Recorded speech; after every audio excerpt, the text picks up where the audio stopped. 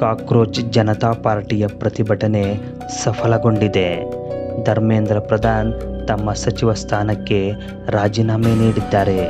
ಈ ವಿದ್ಯಾರ್ಥಿ ಪ್ರತಿಭಟನೆಯ ಕೇಂದ್ರ ದೆಹಲಿಯ ಜಂತರ್ ಮಂತರ್ ಆಗಿದ್ದರೂ ಸಹ ದೇಶಾದ್ಯಂತ ಪ್ರತಿಭಟನೆಗೆ ಬೆಂಬಲ ವ್ಯಕ್ತವಾಗಿತ್ತು.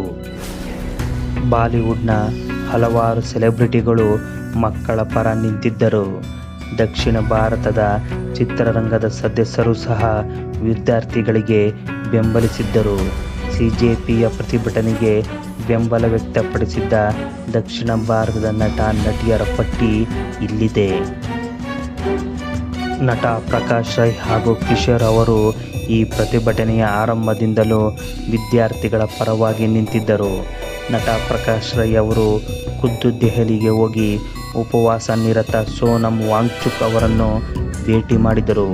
ನಟ ಕಿಶೋರ್ ಸಹ ಬೆಂಗಳೂರಿನ ಫ್ರೀಡಂ ಪಾರ್ಕ್ನಲ್ಲಿ ನಡೆದ ಪ್ರತಿಭಟನೆಯಲ್ಲಿ ಪಾಲ್ಗೊಂಡಿದ್ದರು.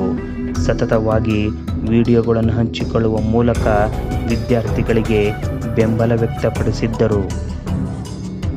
ಕಾಂಗ್ರೆಸ್ ಮಾಜಿ ಸಂಸದೆ ಮತ್ತು ನಟಿ ರಮ್ಯಾ ಅವರು ಸಹ ವಿದ್ಯಾರ್ಥಿಗಳ ಪ್ರತಿಭಟನೆಗೆ ಬೆಂಬಲ ವ್ಯಕ್ತಪಡಿಸಿದ್ದರು.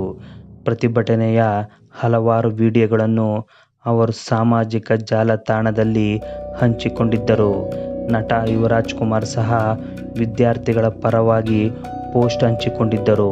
ವಿದ್ಯಾರ್ಥಿಗಳ ಮೇಲೆ ನಡೆದ ಹಲ್ಲೆಯನ್ನು ಖಂಡಿಸಿದ್ದರು. ಮಲಯಾಳಂ ಚಿತ್ರರಂಗದ ಸೂಪರ್ ಹಿಟ್ ಸಿನಿಮಾ ಆಗಿರುವ ಪ್ರೇಮಲುನ ಇಡೀ ತಂಡ ದೆಹಲಿ ಪ್ರತಿಭಟನೆಗೆ ಬೆಂಬಲ ವ್ಯಕ್ತಪಡಿಸಿದ್ದರು. ವಿದ್ಯಾರ್ಥಿಗಳಿಗೆ ಬೆಂಬಲ ಸೂಚಿಸಿದ್ದರು.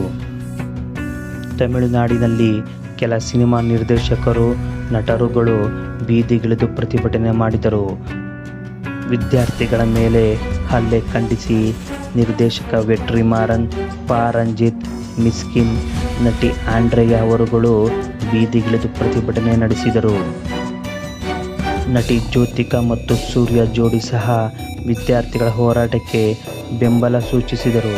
ಜ್ಯೋತಿಕಾ ಅವರು ಪೋಸ್ಟ್ ಹಂಚಿಕೊಂಡು ವಿದ್ಯಾರ್ಥಿಗಳ ಪರ ಬೆಂಬಲ ವ್ಯಕ್ತಪಡಿಸಿದರೆ, ನಟ ಸೂರ್ಯ ತಮ್ಮ ಸಿನಿಮಾದ ಟ್ರೇಲರ್ ಬಿಡುಗಡೆಯನ್ನೇ ಮುಂದೂಡಿದರು. ತಮಿಳಿನ ನಟ, ಹಾಲಿ ರಾಜ್ಯಸಭಾ ಸದಸ್ಯ ಕಮಲ್ ಹಾಸನ್ ಅವರು ವಿದ್ಯಾರ್ಥಿಗಳ ಮೇಲೆ ನಡೆದ ಹಲ್ಲೆ ಖಂಡಿಸಿ ಬಹಿರಂಗ ಹೇಳಿಕೆ ಬಿಡುಗಡೆ ಮಾಡಿದರು.